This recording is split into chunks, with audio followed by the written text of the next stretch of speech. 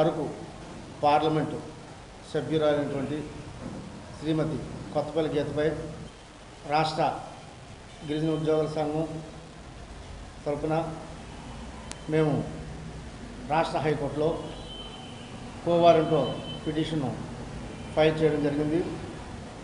ఎందుకంటే ఆమె గిరిజన కులముకు చెందినటువంటి వ్యక్తి కాదు.